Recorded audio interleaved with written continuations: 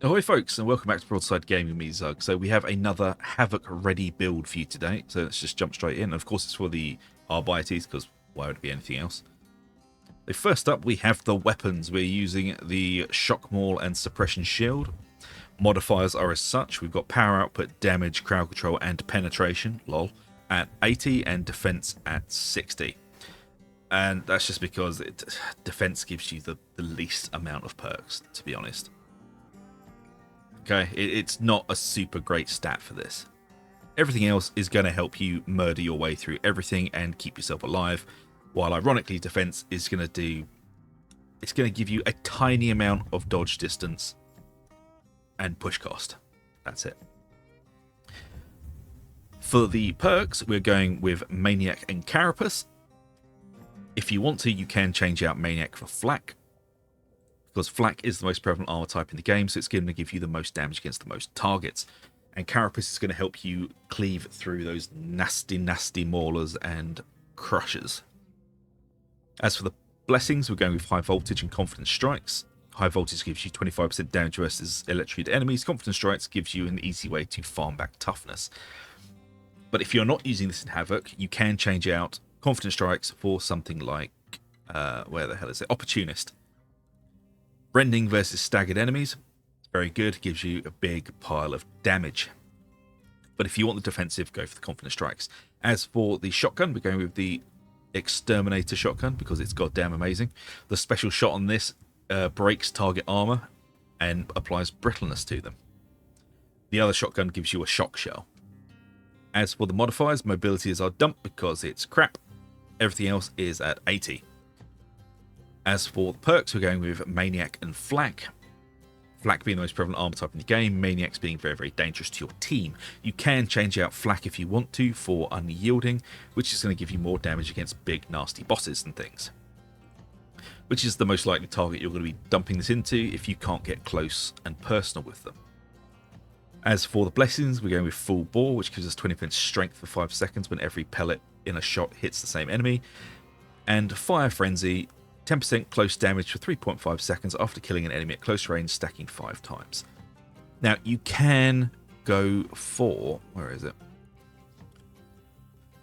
Oh, God, I forgot what it is.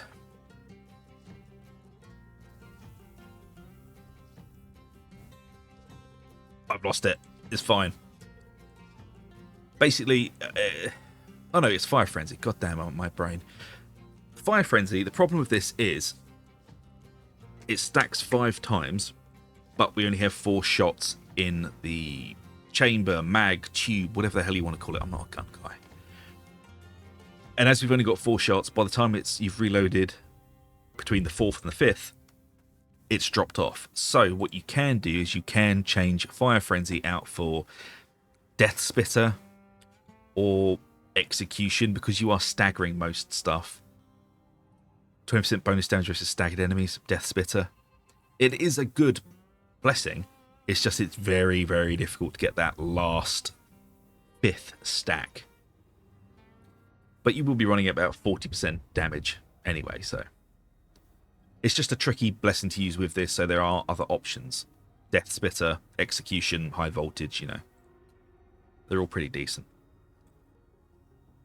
Now, as for the Curios, we're running a full slew of Toughness Curios. You can change one of these out to Health if you really want to. Toughness does seem to be the way to go, though. Which is why we've got Toughness across the board here.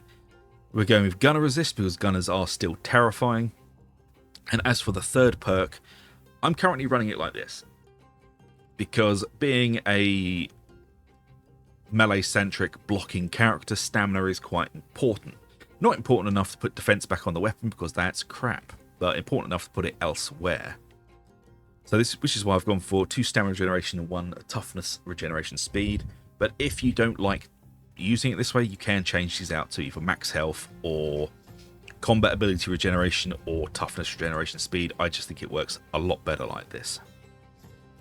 Now for the talents, we are going with Withering Fire for 15% range damage for 5 seconds after reloading. Up close, replenish 5% toughness on close kill. Force of Will, replenish 10% toughness on staggering melee attack. Shield plates on block replenish 15% toughness over 3 seconds, and on perfect block instantly replenish 10% toughness, 1 second cooldown. Man and Cyber Mastiff replenish 5% toughness per second while within 8 meters of your Cyber Mastiff into toughness damage reduction, and we're picking up the Voltic Shock Mine. Throw a Voltic Shock Mine that activates as it lands. This is actually written very, very badly. It doesn't just activate when it lands, you can put these down preemptively if you know a horde is about to run through a doorway. Because it's a mine, you can set it and forget it. Arbitrator Armor for 25 toughness into concussive, melee weak spot hits make the enemy count as staggered for 4 seconds. Suppression Protocol, hitting 3 or more enemies with an attack you gain grants you 20% toughness damage reduction for 5 seconds. Suppression Force, staggering an enemy makes them deal 20% less damage. Imposing Force, gain plus 25% damage resistance for 5 seconds after elite or special kill. This does count if your dog kills them as well. Part of the squad, your Cyber Mastiff counts towards unit coherency. In addition, you and your allies in coherency gain additional 7.5% toughness damage reduction.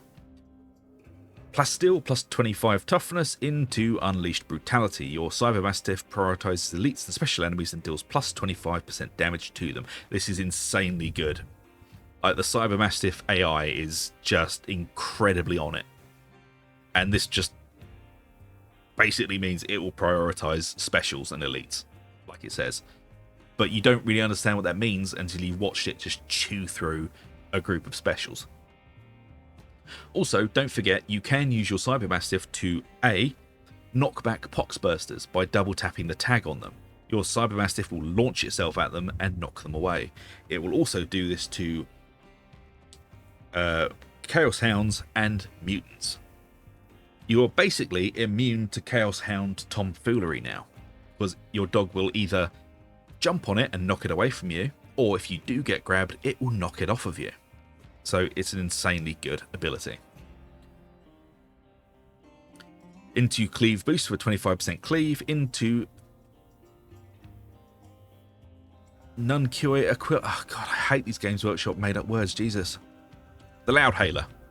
Loudhailer Aquila. Deploy a Loudhailer Aquila in the target direction. Allies within 7.5 meters replenish 7.5 toughness per second, gain 30% suppression dealt, and 30% impact, as well as our slow immune, suppression immune. What's the matter, Bubba? Oh, the poor kitten is very sad. I'm sorry, folks. Have 25% recoil and are immune to interruption during alternate fire. Enemies within 7.5 meters have 15% damage taken last 20 seconds. What's the matter? Why are you so sad? Look, I know I'm recording a video, but the kitten needs me. So, you know, what am I? Some sort of monster? Enemies within 7.5 meters have 15% damage taken lasts 20 seconds. And then inspiring recitation. Allies affected also gain 30% toughness damage reduction, 30% revive speed, and 10% attack speed. Fear of Justice. The time between affected enemies' melee attacks is increased by 50%, and their melee attack deals 25% less damage. That's pretty big, to be honest. That's like a crazy debuff. Justified Measures. 3% damage on successful attack. 5 max stacks last 5 seconds. Hold the Line. Staggering an enemy grants 1 stack of plus 3% damage resistance on the next melee hit taken, stacking 5 times. Staggering non-human sized enemies grants 5 stacks. Target the weak. Enemies staggered by your melee attacks take 15% more damage for 5 seconds. Arbites Revelatum. 15% damage for 5 seconds after a successful dodge. Zealous Dedication. 2% critical strike chance on kill. 8 stacks lasts 10 seconds. Execution Order. Periodically mark elite specials and bosses for mercy sanction. Killing a marked enemy replenishes 15% toughness. Your Cyber Mastiff gains 150% Cyber Mastiff damage. Not just normal damage, guys. Cyber Mastiff damage. The best kind of damage. For 8 seconds. And after attacking a marked enemy, you gain 15% damage and 10% attack speed for 8 seconds after killing a marked enemy. Malakator. Oh, god damn it, these goddamn words. 50% cooldown generation for 8 seconds after marked kill. No lenience. You gain 10% rending for 8 seconds after a marked kill. And last but not least, keeping protocol. Killing a marked enemy grants 1% damage versus monstrosities and 1% damage resistance versus monstrosities. 30 max stacks last until the end of the mission. So there we have it, folks. We have ourselves another Havoc build.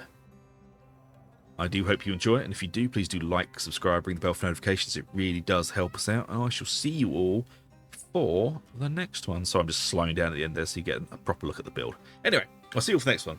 So take it easy, folks. See you later.